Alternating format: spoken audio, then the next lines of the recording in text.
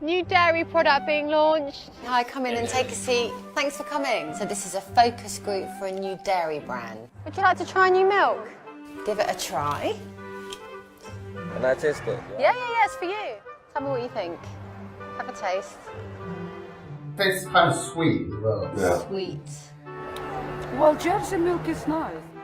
White. It seems whiter than white. This is just smooth. It's like a milkshake, basically, but smooth. That's regular cow's milk.